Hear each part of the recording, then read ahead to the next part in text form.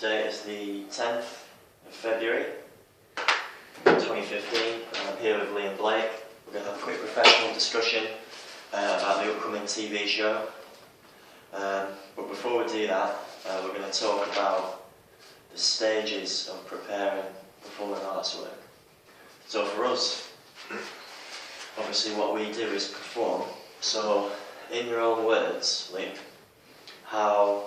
how many stages do you think there might be, or how would you personally go about preparing for a performance? Let's say I've got a gig next week, what stages would you go through? I think the first stage would be to just sit back and think about the place where you perform in and the crowd who might be there, the audience, what sort of songs you might want to do for that specific performance, because if you go into a primary school to do a little show, you're not going to do bars that you would do at a club, sort of things like that. So like, I'd usually think about my audience and where I'm going, and then pick out my songs so they fit like what they would like to hear, basically. I like to try and be very I don't like to perform the same songs twice in a row. I always like to perform a fresh set every time I do a set. I think pre-practice would be the next step after you've decided your songs. So me personally, I don't really have a lot of time to go, do a full stage practice before a show. So I'll just come here at college or at home and just practice and make sure I know my lyrics and my cues and things like that. I think it's ideal to, instead of practicing the songs individually, practicing the full set, because you don't want to go with too much material or too little material, or two songs that are really hard to perform live in a row in case you're struggling to perform them on the day, because that's never good. You want to be as prepared as possible.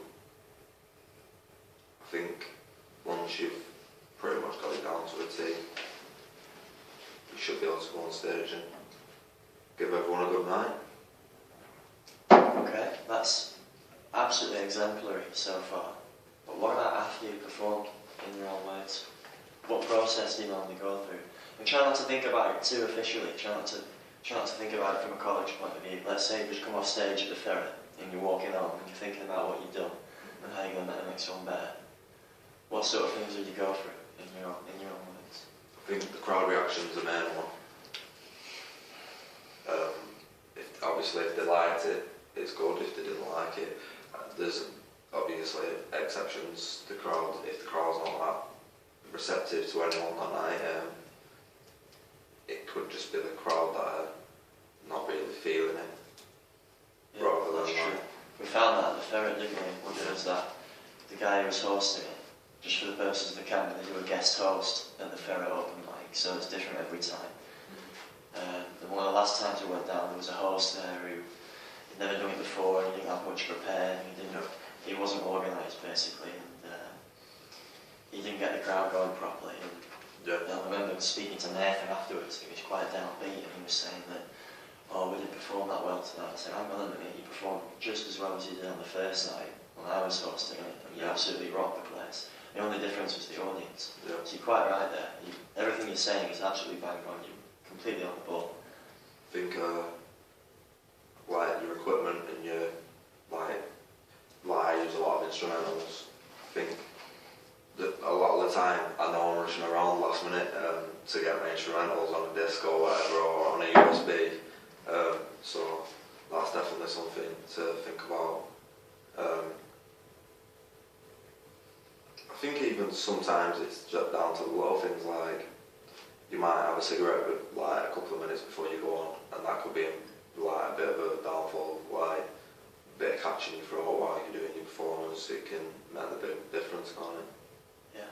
The old cliche one is having too many beers as well. Yeah. Some of you young bands do that. There's nothing wrong with maybe one just to loosen you up, but anything past two for me is a detriment to the performance, Yeah. Because you're there as a professional. A mate of mine once said, in terms of musicians getting paid in beer for the performances. Like, Yeah. you wouldn't pay a fireman in beer, you wouldn't pay a policeman in beer. So if you want a professional job, pay musicians in cash, and also musicians have got to meet you halfway, and you can't just get intoxicated. You know? So everything you said there is absolutely bang on, right? But for the purposes of the college work, I'm going to show you this little flow chart. Okay. Yeah. Now you said quite right that we start off with our plan. Okay.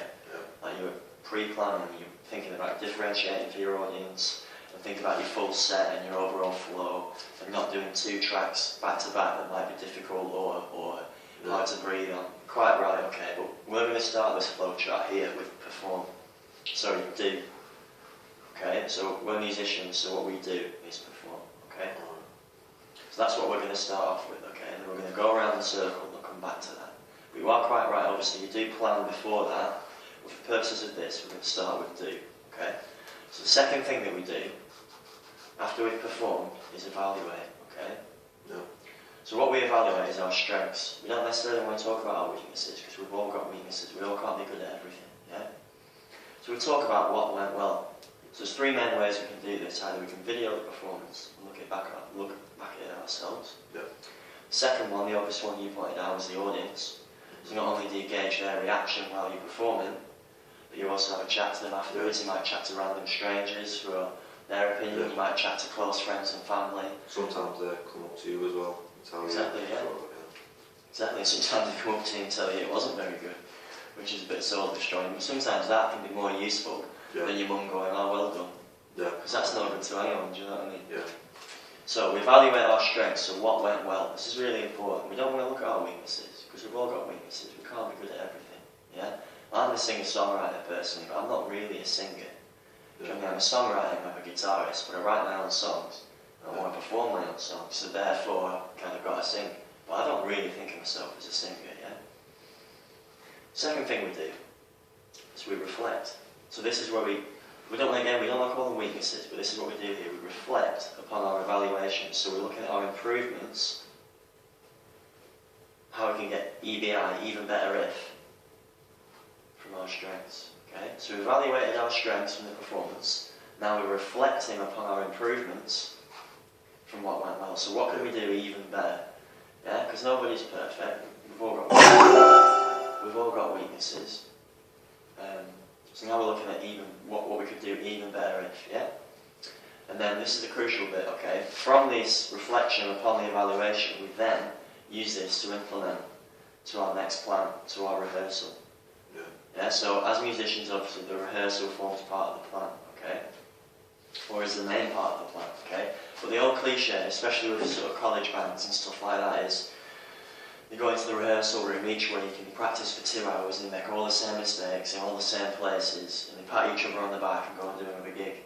Yeah. But that's not good, that's just repetition. Yeah? Repetition and rehearsal are 2 different things, yeah? So the way you were talking right at the start of this chat, differentiating for the audience and thinking about your overall flow, stuff like that, that's really, really crucial. So I assume that you're going to be one of the band leaders for this upcoming TV show in March. Probably. So you'll be in control of that group of musicians, okay? So if anyone isn't pulling their weight, you give them a few warnings, you guide them in a nice way. You don't want to be, you don't want to be rude about it, but at the same time you've got to be forceful. You can't let them, because it reflects on you. If your guitarist is fluffing up because he's not practiced, it reflects on you. Yeah. It's going to knock your performance then. So, the plan for your rehearsal then directly, as you said at the start, affects your next performance, and it goes around in a cycle like that, okay? Have you got any questions about all this, or any comments? I don't know if I necessarily agree totally. Okay. I see it differently. Like the same but differently. I think you start like with the plan. Yeah, you do, yeah. And then you perform. And I don't think you should evaluate your strengths. I think you should evaluate your weaknesses and then improve on them. Because I've personally, me as a performer, I'd rather be an all-rounded performer at a good level than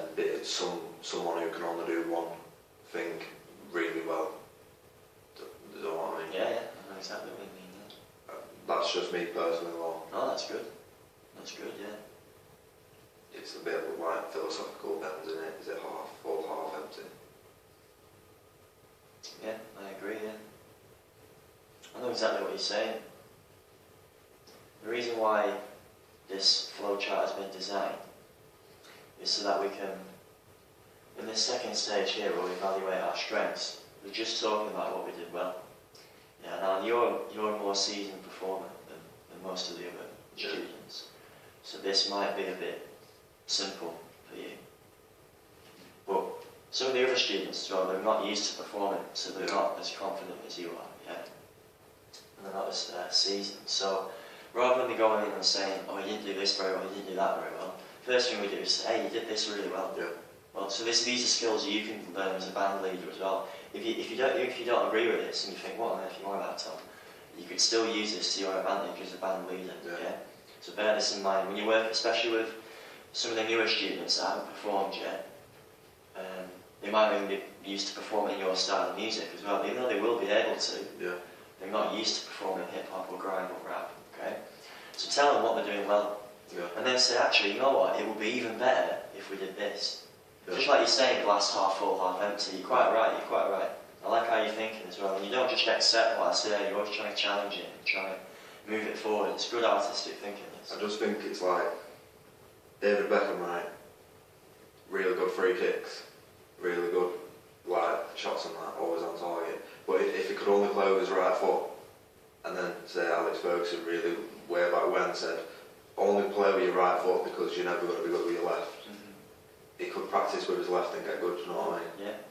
So that would come under the even better if section. So if Yeah. you're trying to motivate Beckham as a young lad, you wouldn't say, why aren't you using your left foot? You'd say, I'll tell you what, David, you're really good at free kicks. You're really good at crossing. You're really good at corners.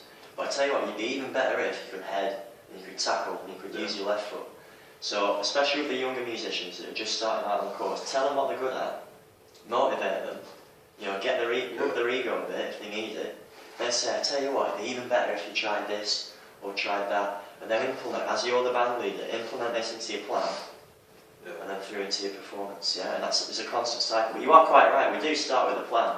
You don't just turn up and perform off the bat, do you? You don't just make it up. Obviously you do start with a plan, but this cycle has just got to perform at the top, yeah? Okay, so you are quite right, so it is, you know, it doesn't matter which one is at the top really, because it's a cycle, yeah? I do understand though, it is like pretty accurate like what you do.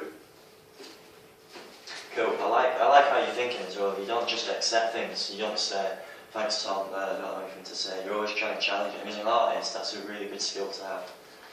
So let me just give you the TV show brief for March.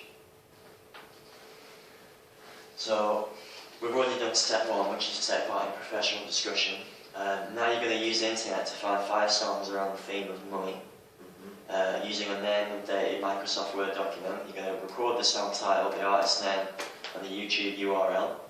So this might help you assist, if anybody else asks you to join their band, this might help you assist them in choosing a song. Yeah. Now, as we've already identified, you're going to probably perform an original track, which you're going to demonstrate for us in a minute. So number 3, join or form a band, pick a song around the theme of money, alternatively you may prepare an original work, which is what you've already done, okay?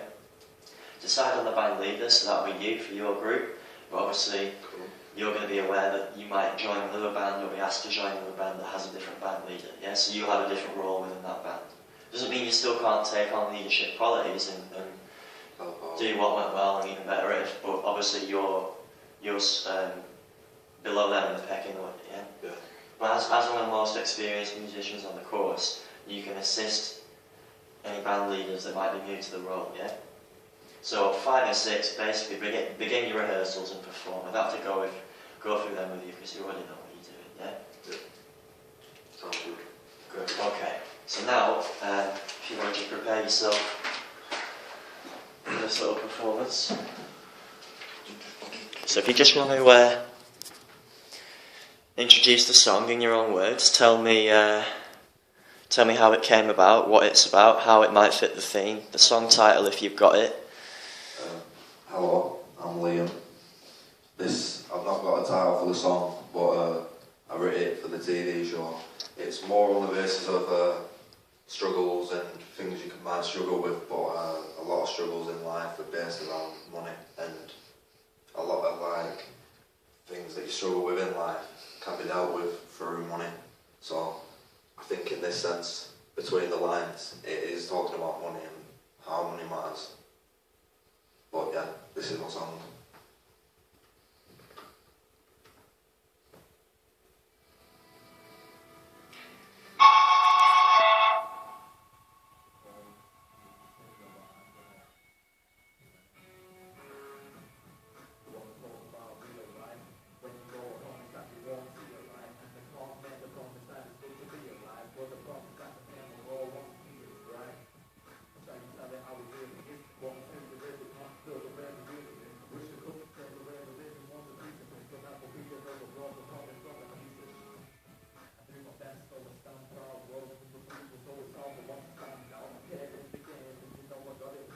So the only thing I'm finding hard is to stand down, man, I'll never retreat. I'll admit many things, but never defeat. So even if I'm down, I will never be beat. I'm a dragon, I spit fire just to get a release. So I can feel the burn deep within my soul.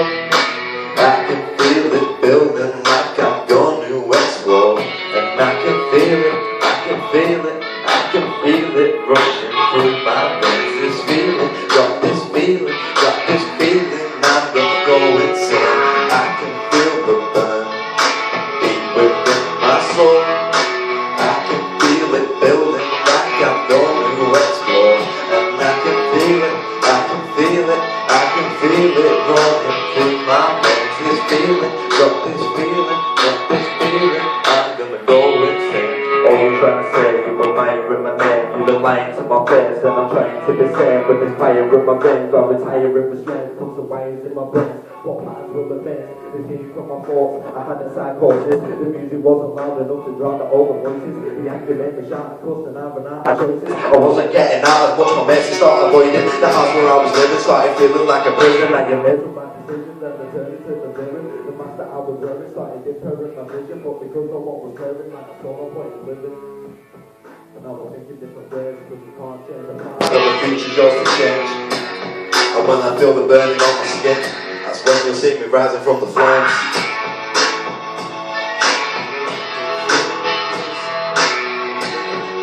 Feel it running through my veins. Deep within my soul, I can feel it building like I'm going to explode. This is like the middle air part, and then there's another chorus. And that's like the basic of this. It's pretty fresh, so like. Cool. Yeah. Cool. Peace out. So, what's your plan for the rest of the day then, in terms of getting that track prepared? You spoke this morning about wanting to do it with live musicians. Yeah, and I'm going to find someone who can do drums, someone who can do the guitar, electric guitar, probably a bass player as well. And I think I'm going to get a female singer to do the chorus, because that's how I wrote it. I didn't really write it for me to sing personally. Your singing voice is improving though. Keep practicing it. But like, I'm going to get them all together and put it all in one Excellent. ensemble. You fancy a keyboard player as well? Yeah. Some nice little offbeat organ sounds there. Yeah. It sounds like a good plan. So, first thing to do, I would say, is get together with your singer, your female singer. Yeah. Get that chorus nailed. Yeah. And then when the other musicians are here, start recruiting them as well. Sounds good. Nice work, Liam. Brilliant.